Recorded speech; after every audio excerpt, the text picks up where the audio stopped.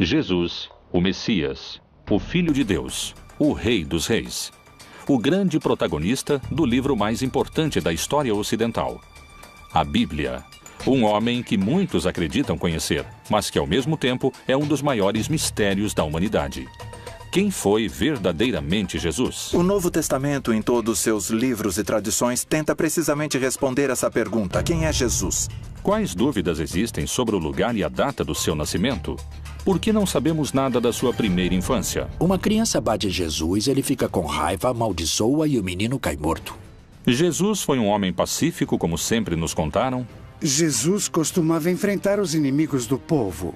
O Antigo Testamento descreve a receita do azeite de unção. Um dos ingredientes poderia ter sido o que conhecemos hoje como cannabis. A cannabis era um dos produtos medicinais mais importantes do velho continente. Mas não só esse tipo de práticas são motivos de debate. O papel de Maria Madalena como sucessora e líder do seu movimento revolucionário também é motivo de discussão para alguns peritos. Era importante por ser ela, não por ser amante de Jesus. Jesus foi um homem comum? Jesus é um brincalhão sarcástico que zomba da ignorância dos seus discípulos. Ou, como dizem as profecias bíblicas, o Filho de Deus? Foi o líder dos cristãos ou foi o Deus de outra religião? Jesus se vê como o Filho do Sol. Milhares de perguntas surgem em torno do profeta principal da religião que tem mais fiéis ao redor do mundo. Hoje, algumas respostas começam a surgir. O líder de uma revolução armada? Um amante fremente? O Filho do Sol? Quem foi realmente Jesus?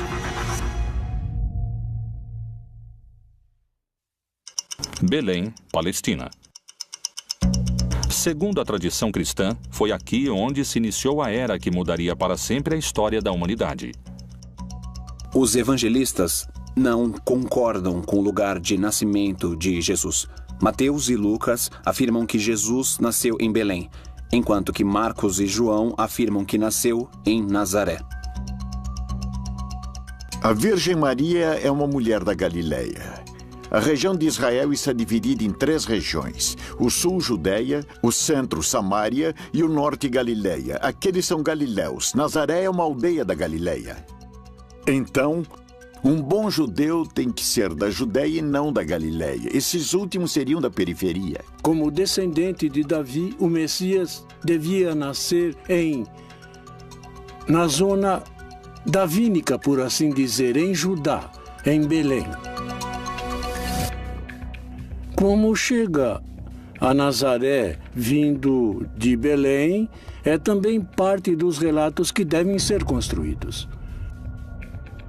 Lucas, que é quem faz o trabalho historiográfico mais importante, usa como dado de referência histórica um censo de Augusto César, e é na época de Herodes o Grande, em Jerusalém. Então, por motivo do censo, José vai a seu lugar de nascimento para o censo. Alguns dos historiadores não encontram o censo de Augusto naquela época. Eles encontram um censo de Herodes Antipas de 10 anos depois.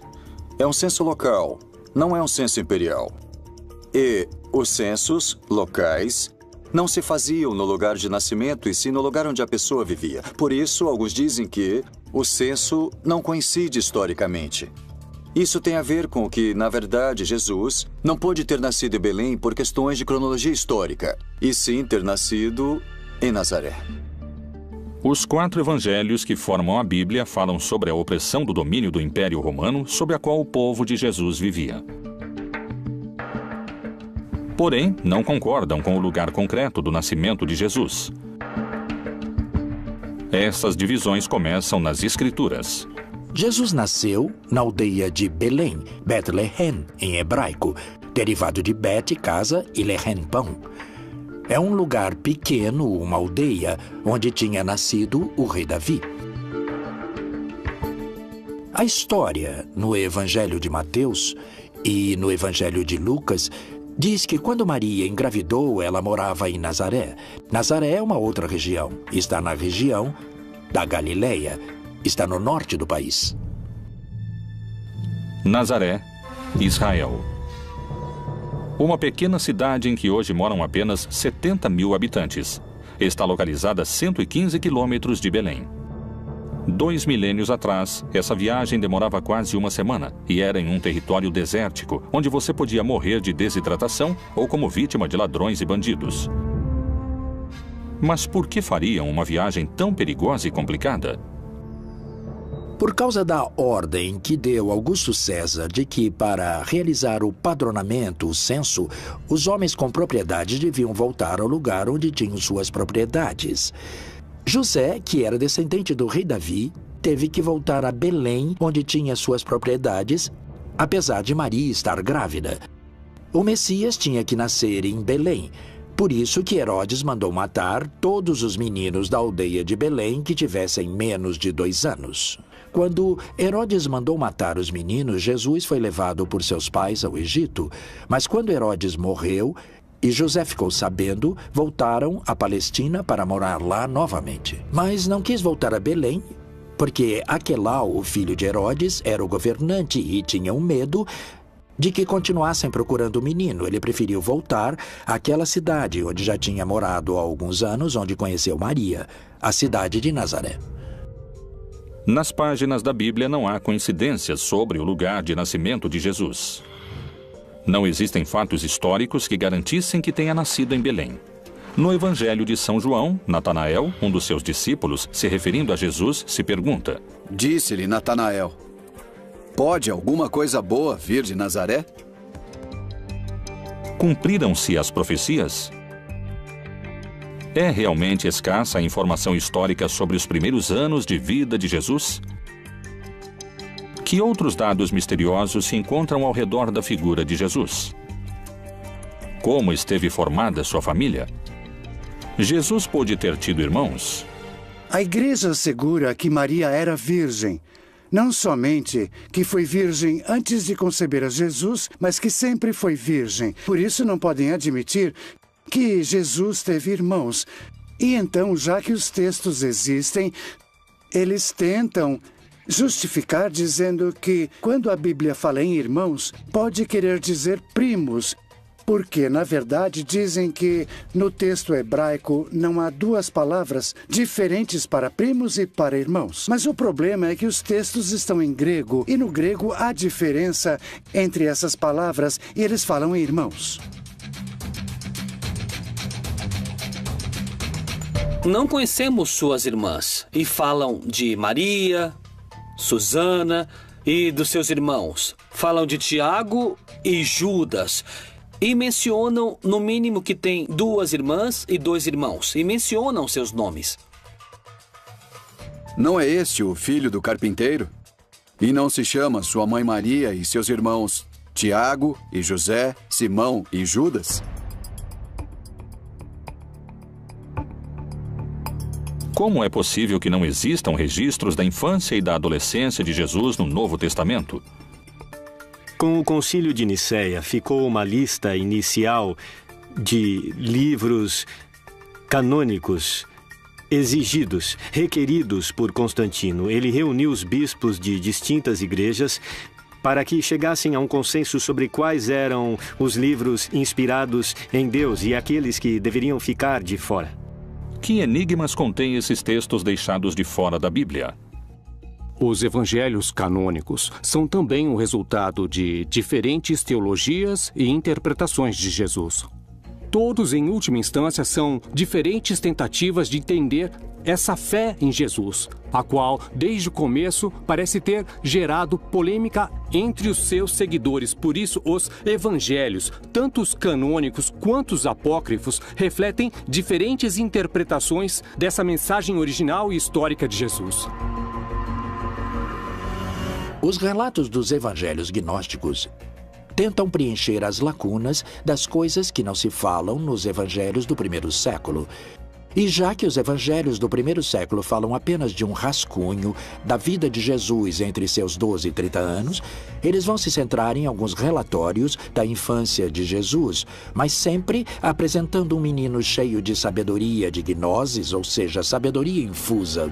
Existe outro texto que não é dos evangelhos gnósticos. Este é um antigo texto lendário que fala sobre a infância de Jesus e sugere que ele, Jesus, não sabia como usar seus poderes, o que é quase cômico. É como uma criança arteira que não sabe o que fazer com isso. Jesus é um homem de paz, mas não deve se confundir com o sentimento pacifista que entendemos nos nossos dias, porque vemos muitas vezes a Jesus com um temperamento forte, inclusive fazendo coisas que nos pareceriam violentas. Um menino que corria, esbarra e bate Jesus por detrás. Jesus fica com raiva, amaldiçoa e o menino cai morto. Então, até Maria não suplicar a Jesus que ressuscite o menino, o assunto não se resolve. A imagem de Jesus maltratando seus semelhantes seria inadmissível para o cristianismo. Poderiam ter escondido essa versão?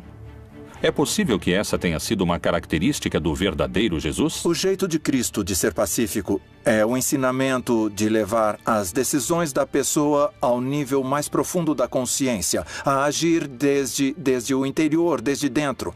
O ensinamento de Jesus sobre oferecer uma face quando te baterem na outra se transforma no ensinamento mais geral sobre não exercer violência contra aquele que te persegue. Não significa deixar o violento continuar na violência. Significa permitir que a vítima, ela mesma, se torne violenta a partir da violência padecida. E se o verdadeiro Jesus não oferecia outra face, como asseguram? O Império Romano tinha submetido a Palestina com muita restrição. Como todo império que põe restrições às suas colônias, por exemplo. O campo estava devastado. Esse era o contexto. Um país dominado por Roma. E muitos esperavam um Messias guerreiro que fosse libertá-los do Império Romano. De fato, Jesus era do norte da Galileia. A Galileia tem uma característica: tinha muitas guerrilhas de revolta contra o Império Romano. Foi Jesus o Filho de Deus ou um revolucionário armado insubordinado contra o poder do Império Romano? Quem foram seus mestres que o guiaram como líder da resistência, que seria contra a opressão do Império Romano?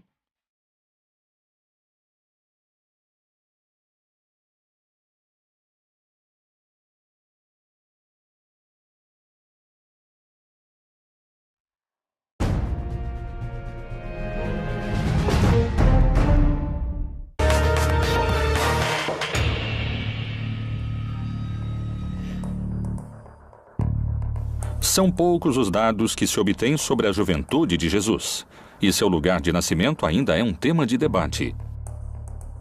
O que ninguém duvida é que lá pelo ano 0 da nossa era, Roma tinha se tornado o império mais extenso antes visto na humanidade.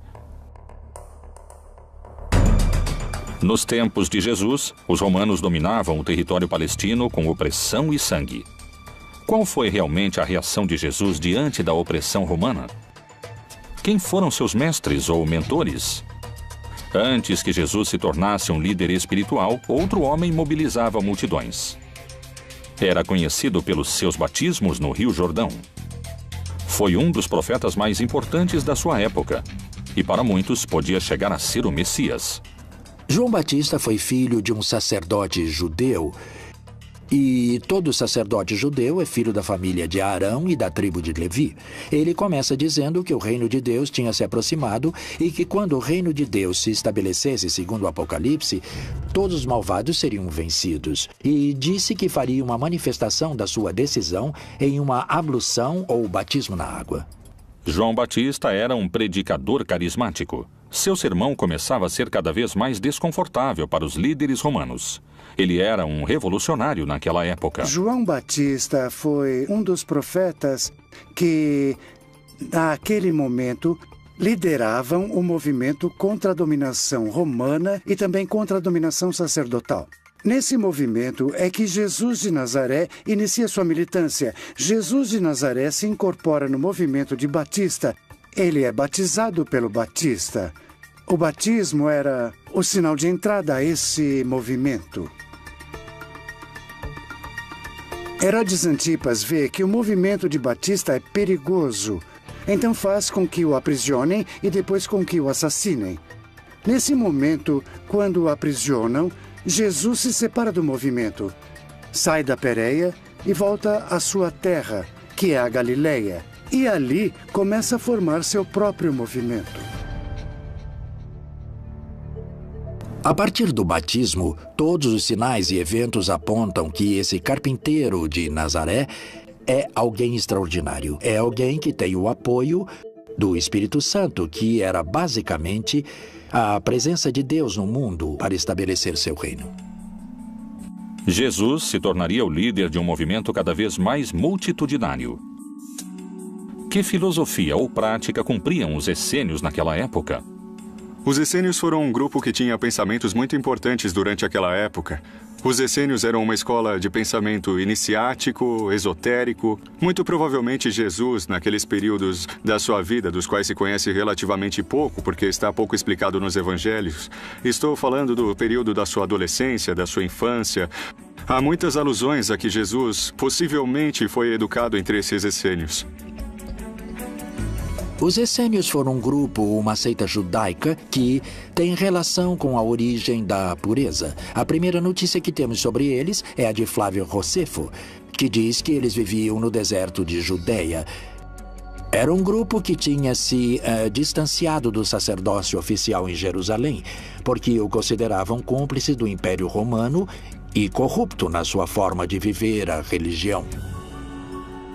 Qual era o contexto social da época que pôde ter seduzido a Jesus e a João Batista a fazer parte dos essênios? Segundo a Bíblia, Jesus se movia com um grupo de discípulos pelas terras da Judéia. Esse movimento podia ser perigoso sob os olhos do Império Romano. Quando Jesus começa a fazer parte do movimento e começa a ser perseguido, devemos levar em conta que a perseguição que estabelecem tanto Herodes Antipas, desde a Galileia, como o Império Romano também o faz desde o princípio. No Evangelho de Marcos, no capítulo 3, consta que os fariseus vão procurar os partidários de Herodes Antipas, para matar Jesus, para eliminá-lo.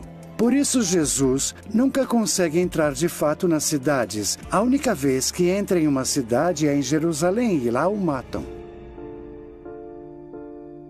Os seguidores do Império Romano não hesitaram em decapitar João Batista. Jesus colocava sua vida em perigo e o movimento devia ser muito organizado. E levantando-se dali, foi para os termos da Judéia, além do Jordão. E a multidão se reuniu em torno dele e tornou a ensiná-los, como tinha por costume. Ele expressa com muita clareza em um debate que acontece com seus próprios discípulos. Eles dizem para Jesus que quando se consolidar o reino de Deus, eles vão dividir o poder. E Jesus diz, vocês estão completamente errados porque não há nada para dividir. Porque vocês acreditam que o conceito de poder é a dominação, ou seja, que é a arquia. Daí que vem hierarquia, isto é, domínio sagrado. Vocês têm que pensar nele como diaconia ou como douleia, no grego, que significa serviço, como escravo que serve. E, portanto, ele diz, nesse projeto, os últimos, ou seja, os camponeses, os pobres, serão os primeiros.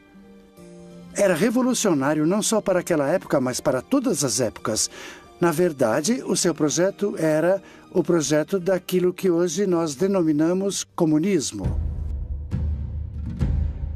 Quais poderiam ter sido os motivos pelos quais seu movimento teria aumentado a quantidade de seguidores exponencialmente? Evidentemente, os signos extraordinários que Jesus Cristo realizou puderam gerar um assombro e um crescimento no grupo daqueles que o seguiam. Os evangelhos, além de falarem sobre eventos pontuais de milagres, fazem sumários que também nos permitem entender quais seriam essas atividades. Teria realizado curas de enfermos, teria realizado exorcismos, ou seja, expulsão de demônios, teria realizado inclusive algumas ressurreições, ou seja, trazer à vida uma pessoa que estava morta. Teria realizado a multiplicação dos pães, teria caminhado sobre as águas. Portanto, uma série de sinais que nos demonstram que chegou o reino de Deus e que ele é uma pessoa autorizada, inclusive sobre as forças da natureza. Jesus percorria as terras da Judéia se protegendo dos romanos. Mas seu caminho tinha um destino claro. O mais perigoso de todos, onde o estavam esperando o poder judeu e os romanos, Jerusalém. A célebre entrada de Jesus em Jerusalém é uma revolta. Os camponeses iam cumprir um rito religioso e, portanto, iam cumprir esse rito entusiasmados. Mas, por outro lado, eles se encontravam no templo com seus dominadores, os sacerdotes, os quais tinham no templo as escrituras de suas propriedades que eles deveriam entregar. E por isso se dá o surto ali no templo. E é ali que Jesus manda embora os mercadores do templo. Mas além disso expressa que o templo é como a figueira que não dá frutos. Ou seja, o templo é como essa árvore estéril que não dá frutos e que por isso deve ser queimada. E tendo feito um azorrague de cordas, lançou todos fora do templo, bem como as ovelhas e os bois, e espalhou o dinheiro dos cambistas e virou-lhe as mesas. Aqui é onde vemos esse Jesus com essa força, essa coragem, essa raiva que é capaz de iniciar um projeto contra os dominadores. A partir desse momento, os fatos acontecem com uma velocidade assombrosa. Ora, os príncipes dos sacerdotes e os anciãos e todo o conselho buscavam falso testemunho contra Jesus para poderem dar-lhe a morte. E levantando-se o sumo sacerdote disse-lhe: Não respondes coisa alguma ao que esses depõem contra ti? Jesus é aprisionado depois de uma conspiração mais ou menos extensa, depois que Judas, o traidor Judas Iscariotes, concordou com as autoridades que o entregaria. Jesus teria celebrado a última ceia, teria jantado com seus discípulos, uma celebração em contexto pascual. Teria ido até um jardim, o Jardim das Oliveiras, do qual ainda conservamos o nome e a localização, o Jardim de Getsemane, e teria sido aprisionado. Depois teria sido julgado tanto pelas autoridades do Templo de Jerusalém, quanto pelas autoridades romanas, nesse caso Pilatos. Depois do julgamento, Jesus é torturado, crucificado e assassinado. O único castigo era a cruz, e a prova é que quando Jesus morre, não está só. Há 2 homens ao seu lado, e que, segundo a tradução no grego, não são simples ladrões.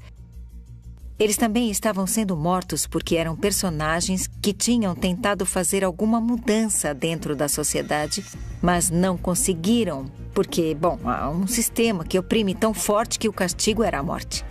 E o mesmo lhe lançaram também em rosto os salteadores que com ele estavam crucificados.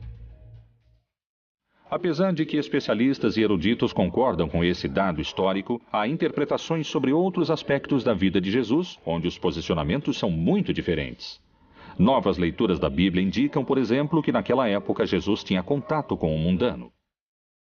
Poderia ter utilizado drogas como um caminho de conhecimento divino e de cura?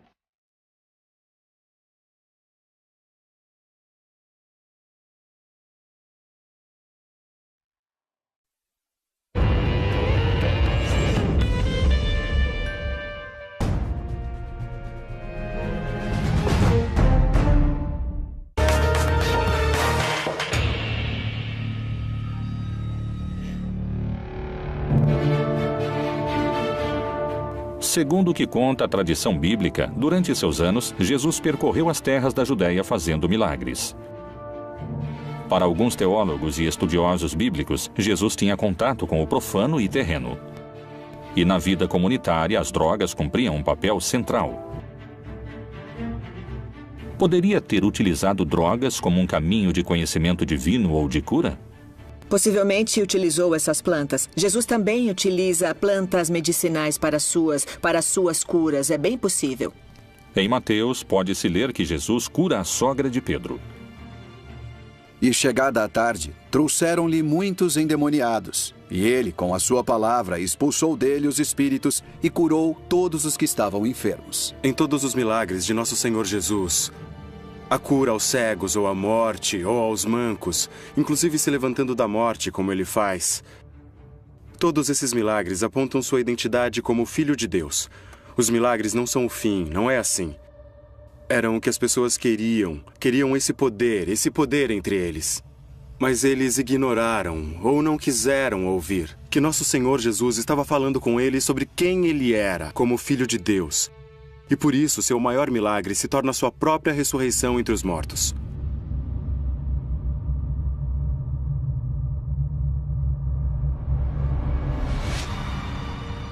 Por onde ele passasse a mão dele, a saúde se propagava. Jesus, o Messias. Foi capaz de realizar milagres ou estamos na presença de alucinações coletivas? Acredito que todos os grupos religiosos e místicos que desenvolveram diferentes práticas espirituais ao longo da história incorreram em práticas que favorecem a formação de estados de consciência pouco comuns ou também pouco raros. Como, por exemplo, a dança frenética que acontecia às vezes dentro de casas, e sabe-se que elas ficavam cheias de fumaça e que no meio de uma dança ou de um baile muito intenso geravam estados de êxtase. E seguramente puderam ter sido utilizados entorpecentes naturais que eles alegavam que tinham alcance, claro, como são utilizados por pessoas hoje em dia. No Evangelho de Marcos se faz referência ao caráter curativo do azeite de unção, com o qual os 12 apóstolos banhavam os doentes. E expulsavam muitos demônios, e ungiam muitos enfermos com óleo, e os curavam. Quais eram os elementos que transformavam esse azeite em um líquido altamente curativo? Temos os ingredientes definidos com bastante exatidão, estão descritos na Bíblia e inclusive temos as quantidades que devem ser agregadas ao azeite para poder realizar essa mistura, esse azeite de unção.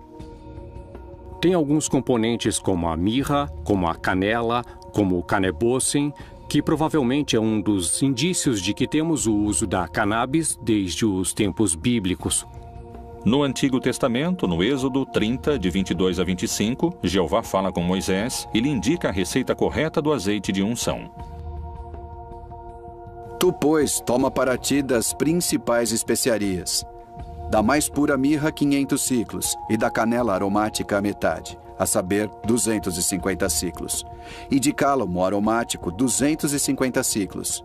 E de cássia, 500 ciclos, segundo o ciclo do santuário. E de azeite de oliveiras, 1 hin. Nada parece estranho nesse texto. 3,5 litros de azeite de oliva misturados com diferentes plantas aromáticas. Mas descobriram algo inquietante.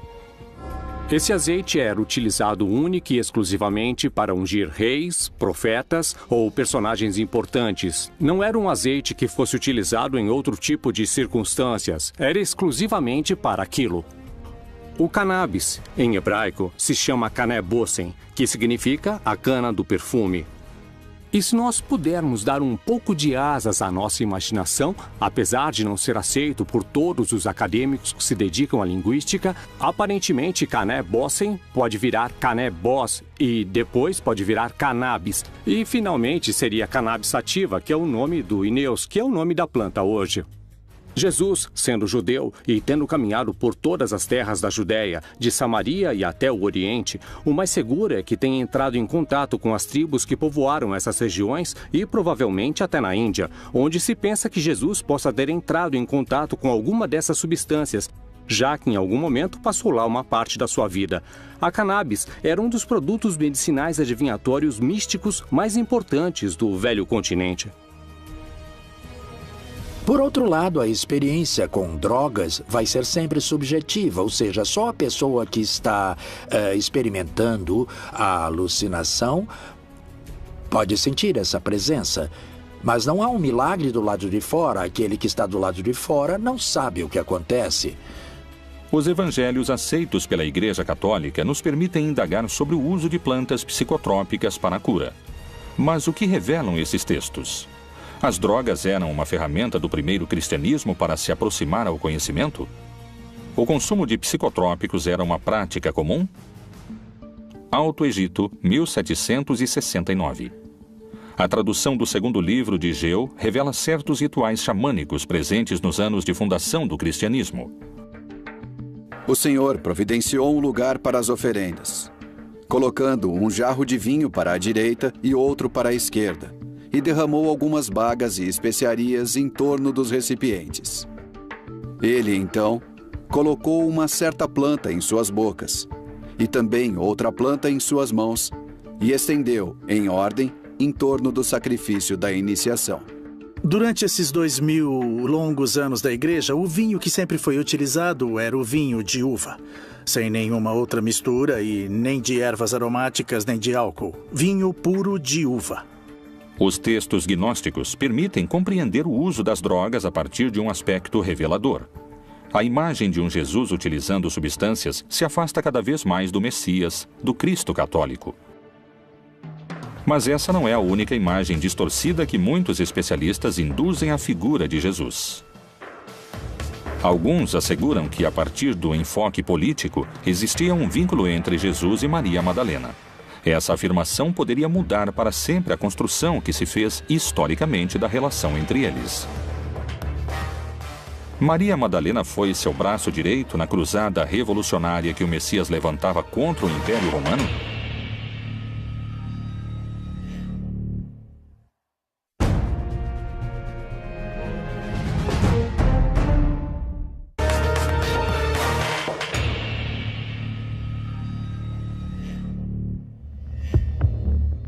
O uso das plantas com poder curativo continua sendo um dos mistérios que cercam a vida de Jesus. Mas não só esse tipo de práticas são motivo de debate. O papel de Maria Madalena como sucessora e líder do seu movimento revolucionário também está em discussão, segundo especialistas. Maria Madalena é, para mim, tirando a Maria, mãe de Jesus, a mulher mais relevante nos evangelhos. É tão importante que eu acompanho como apóstolo durante todo o percurso. Sim, ela foi uma discípula realmente muito querida, ao ponto de ser a primeira que consegue perceber que Jesus havia ressuscitado. A primeira a quem que Jesus ressuscitado à vida fala, e é a ela que é dada a missão de dizer a todos os apóstolos, incluindo Pedro, que Jesus voltou à vida. Então ela tem essa missão. Isso lhe dá um papel importantíssimo nos evangelhos. Digo novamente, depois de Maria, a mãe de Jesus, é a mulher que eu arrisco a chamar praticamente de apóstolo. É a mulher mais importante dos evangelhos. A Bíblia e o Novo Testamento apresentam muitas Marias, mas essa é específica. Maria Madalena, isso é claro. E essa mulher, que era uma mulher descentrada, destruída, vai se tornar pouco a pouco a discípula preferida. Obviamente, para um mundo patriarcal, machista, isso não é possível. Que aquela que vá na frente junto com o mestre seja uma mulher. Aquela que era uma pessoa da qual expulsaram 7 demônios, destruída, tornou-se a mestre. Aquela que melhor entendeu o que significava essa nova versão religiosa. É a discípula mais avançada de Jesus. No simbolismo místico, está escrito que quando alguém começa a vida mística, beija Jesus nos pés. Quando está mais avançado, beija Jesus nas mãos. Quando se transforma em Jesus, beija Jesus na boca. E os textos gnósticos dizem que ela é a única que beijava Jesus na boca. Tem diversos textos que provam incisivamente que tanto as mulheres como os homens faziam parte do projeto de Jesus. Esses textos nos ajudam a entender a radicalidade da revolução que significa o projeto de Jesus, porque a liberação da mulher é uma coisa absolutamente impensada naquela época. E pensemos que, nesse momento, ainda estamos lutando por isso e que Jesus já tinha se adiantado completamente a tudo isso. E em seu movimento, tanto homens quanto mulheres participavam em condições semelhantes. Os livros gnósticos ajudam a formar uma opinião diferente daquela que pode se encontrar entre as páginas do livro sagrado. Akhmin, Egito, também conhecida como Panópolis. Durante o século IV e o século V, foi uma das capitais do cristianismo copto. Em janeiro de 1896, um grupo de arqueólogos trabalhava num antigo cemitério cristão. Surpreendentemente, descobriram um códice antigo, que continha uma série de papiros escritos em copto. O códice foi doado ao Museu de Berlim. Sobreviveu nos arquivos do Museu Alemão a 2 guerras mundiais. Teve que esperar até 1955 para ser traduzido. E então se fez público uma descoberta reveladora. O Códice de Armin continha 4 textos gnósticos. Um deles era o Evangelho de Maria Madalena. Faz pouco tempo encontrou-se o Evangelho de Maria Madalena, onde ela aparece muito como um líder entre os apóstolos. É ela que se reúne com os outros quando estão com medo de sair para pregar o Evangelho, porque temem morrer como Jesus morreu. E ela fica em pé e diz que tem coragem, porque o Senhor nos transformou, e então ela lhes prega a palavra de Jesus. O Evangelho de Maria Madalena se refere que a mulher vai ter uma importância muito grande pelo motivo de que é necessário retomar as ideias de que Deus também é feminino ou que também há deusas. Isso é, aqui há uma influência gnóstica no que se refere à ideia de uma deidade feminina, planteada em muitas religiões.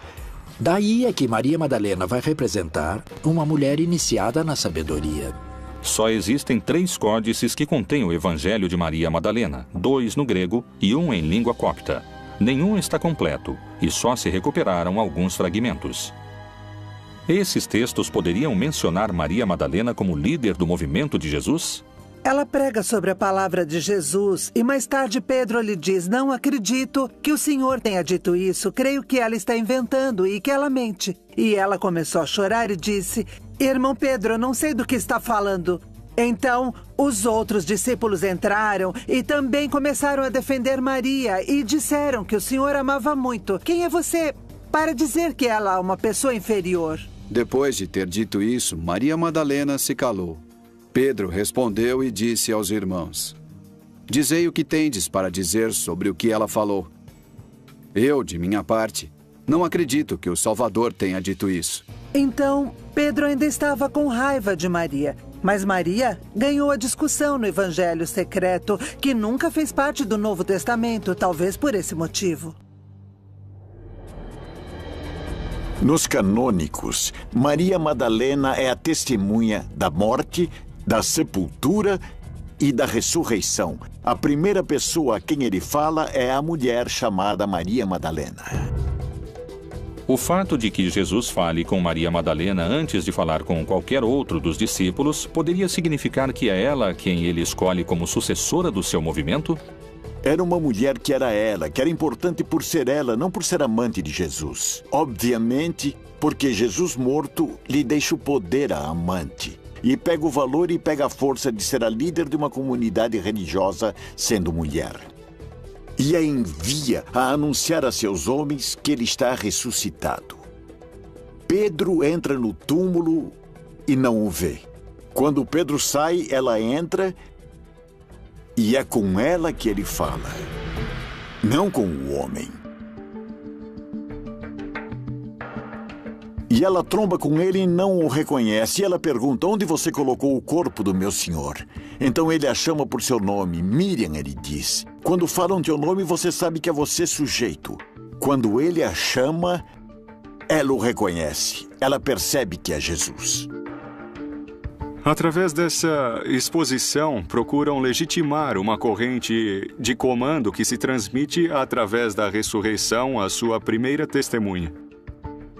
E Jesus, tendo ressuscitado na manhã do primeiro dia da semana, apareceu primeiramente a Maria Madalena, da qual tinha expulsado 7 demônios. Ela é de uma cidade, Migdal. Por isso é Maria Madalena ou Migdal. Migdal quer dizer torre fortificada. No lago de Tiberíades havia um porto de pescadores. Ela é de Migdal, por isso seu nome era Miriam, Maria de Magdala. O fato de Maria Madalena não levar unido o nome ou o sobrenome do seu pai ou do seu marido, mas o da sua cidade, indicava na época que era alguém independente. Não estava submetida a outras pessoas e tinha autoridade para fazer parte do grupo de Jesus. Uma mulher tão renomada como Madalena é sempre citada como a mulher de Magdala, ou seja, a Madalena. Esse é um título de homem, não é um título de mulher, porque as mulheres sempre eram citadas como mulher, esposa de ou filha de, mas não como mulher, cujo sobrenome é o lugar onde ela mora. Isso era comum nos homens. Em contrapartida, Madalena já carrega um valor em si. Como pedem alguns pesquisadores, talvez seja o momento de revisar o legado histórico de Maria Madalena e descobrir se ela foi a verdadeira líder que levou adiante o movimento de Jesus depois da sua morte. Outro mistério percorre o projeto do Reino de Deus. A Igreja Católica teria escondido um segredo que poderia questionar 2000 anos de cristandade? Qual é a assombrosa relação que existe entre o Filho de Deus e o Filho do Sol? Será que talvez eram a mesma pessoa?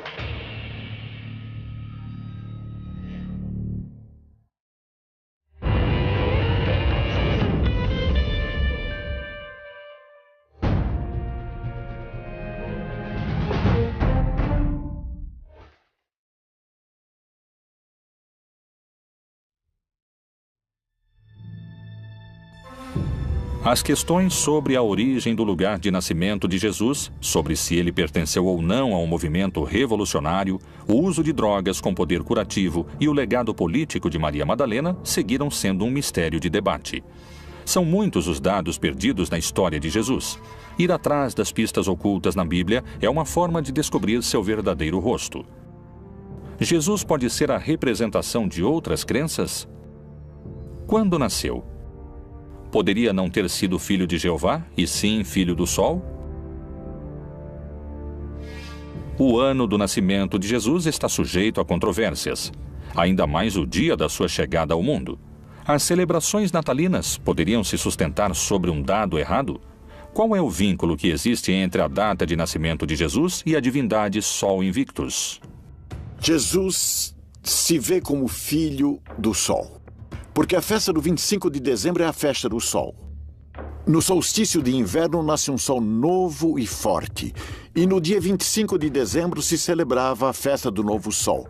Por isso, nessa festa pagã se monta a festa cristã da Natividade do Senhor. Historicamente, não temos o dia em que nasceu Jesus, nem o mês, simbolicamente, pelo sol. Como foi feito em muitas latitudes em diversas épocas, alguns grupos cristãos tentaram criar datas, construir templos sobre datas ou sobre lugares das crenças antigas. Então, na verdade, em 25 de dezembro, nós temos o solstício de inverno, em que todos os povos antigos pensavam que o sol morria e voltava a nascer. A religiosidade primitiva venerou o sol como o deus principal. Sua figura pode se encontrar representada nos principais credos. Kinish Ahau é a cosmogonia maia, Inti na religiosidade inca, Hélio no Olimpo grego, Ra na cultura egípcia. E é por isso que tinham cultos tão importantes para ajudar o Sol a voltar a recuperar sua força para não ser devorado pelas trevas. E nesse contexto, pouco a pouco, tanto em lugares como Roma, como no norte da Europa, foi se assimilando o nascimento de Cristo às festas solares. E muitos elementos natalinos, como as esferas, a adoração ao pinheiro, eram, na verdade, pertencentes às religiões que adoravam o sol. Jesus parece ser a representação das divindades pagãs. Percorre o mesmo caminho do Deus Sol. Realmente existiu ou é uma criação arquetípica? A Bíblia apresenta uma versão de Jesus. Mas, indagando nos seus segredos, podem-se encontrar muitas perguntas sem respostas contundentes. Foi o maior dos profetas? Foi um revolucionário? Quem é esse impactante homem que 2000 anos depois da sua morte continua mobilizando multidões? Jesus, outro dos grandes mistérios da Bíblia Proibida.